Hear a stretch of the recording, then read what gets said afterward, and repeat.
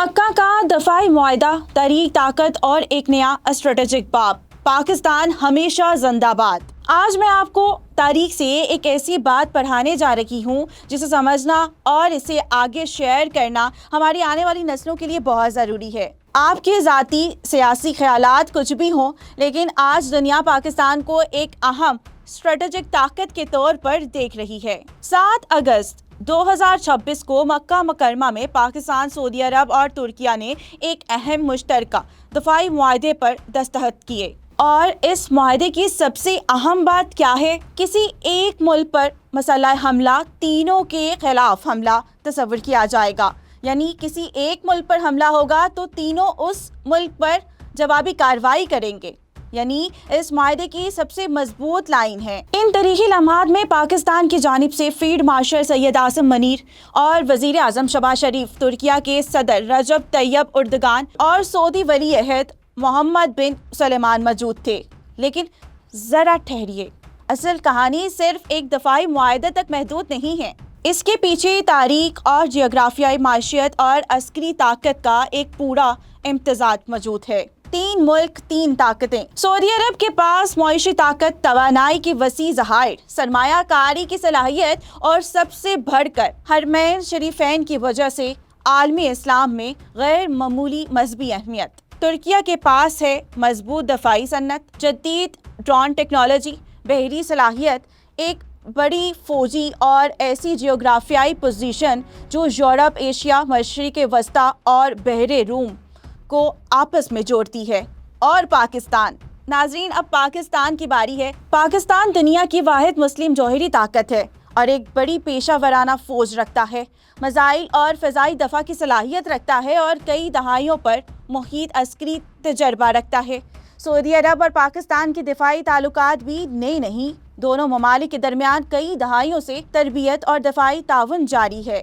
اس طرح پاکستان اور ترکیہ کے درمیان بھی دفاعی ٹیکنالوجی، تربیت اور دفاعی صنعت کے شعبوں میں تعاون موجود ہے۔ یعنی مکہ کا یہ معاہدہ کوئی ایسا تعلق نہیں ہے جو آج اچانک صفر سے شروع ہوا ہے۔ یہ برسوں پرانے تعلقات کا ایک نیا فریم ورک میں مزید مضبوط کرنے کی کوشش ہے۔ اب ذرا تاریخ میں واپس چلتے ہیں۔ 1922 میں سلطنت عثمانیہ کا خاتمہ ہوا اور 1924 میں ترکیہ میں خلافت کا ادارہ باضابطہ طور پر ختم کر دیا گیا۔ اس کے بعد مسلم دنیا کا سیاسی نقشہ تیزی سے تبدیل ہوا۔ سابق عثمانی علاقوں میں نئی ریاستیں وجود میں آئی، برطانوی اور فرانسیسی اثر و رسوخ بڑھا، عرب اور ترک قومی شناختیں مضبوط ہوئی اور مشرق وسطیٰ کی کئی موجودہ سرحدوں کو بنیاد اس دور میں پڑی۔ اور آج تقریباً 1 صدی بعد مکہ مکرمہ میں ترکیہ، سعودی عرب اور پاکستان ایک مشترکہ دفاعی فریم ورک کے تحت ایک میز پر موجود ہے۔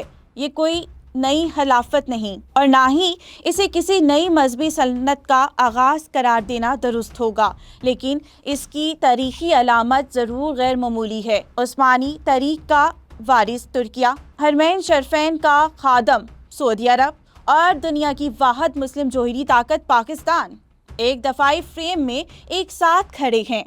اور یہی وجہ ہے کہ اس معاہدے کو فوجی اہمیت کے ساتھ ساتھ اس کی سیاسی اور علامتی اہمیت بھی بہت زیادہ ہے۔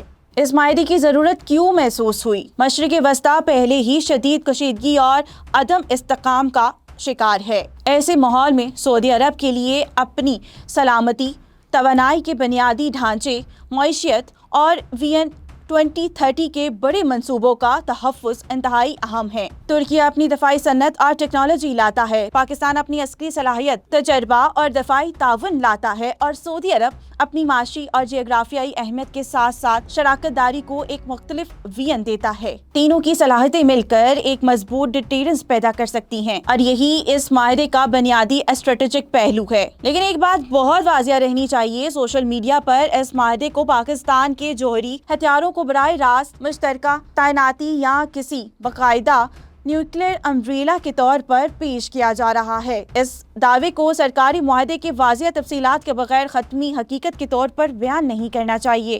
اصل اہمیت اس بات میں ہے کہ پاکستان، سعودی عرب اور ترکیہ نے اپنے دفاعی تعاون کو ایک نئے اسٹریٹجک فریم ورک میں لانے کا فیصلہ کیا ہے۔ آگے چل کر اس تعاون میں دفاعی پیداوار، انٹیلیجنس، شیئرنگ، سائبر سیکیورٹیز اور فضائی دفاع، میری ٹائم سیکیورٹی، ٹیکنالوجی ٹرانسفر اور مشترکہ تربیت جیسے شعبے اہم ہو سکتے ہیں، اور پاکستان کے لیے اس کا مطلب یہ معاہدہ پاکستان کو خطے کی اسٹریٹجک سفارتکاری میں ایک اہم مقام دے سکتا ہے۔ پاکستان صرف ایک عسکری طاقت کے طور پر نہیں بلکہ سعودی عرب کی معاشی طاقت، ترکیہ کی دفاعی صنعت اور اپنی عسکری صلاحیتوں کے درمیان ایک اہم شراکت دار کے طور پر سامنے آ سکتا ہے۔ یہ پاکستان کے لیے ایک بڑا سفارتی اور دفاعی موقع ہے، اور شاید اسی لیے مکہ مکرمہ میں ہونے والا یہ معاہدہ صرف تینوں ملکوں کے دستخط نہیں بلکہ بدلتی ہوئی عالمی سیاست میں طاقت کے ایک نئے توازن کی ایک علامت بھی بن سکتا ہے۔ 14 اگست قریب ہے، تو اس سال جشن آزادی پر صرف جھنڈے نہیں لہرائیں، اپنی تاریخ بھی پڑھیں اور اپنی طاقت کو سمجھیں، اور دنیا میں پاکستان کے بدلتے ہوئے کردار کو بھی جانیں۔ پاکستانی قوم ہمیشہ زندہ باد ہے، پاک فوج پائندہ باد، اور مسلم امہ میں اتحاد یکجہتی ہمیشہ قائم رہے گی۔ پاکستان زندہ باد۔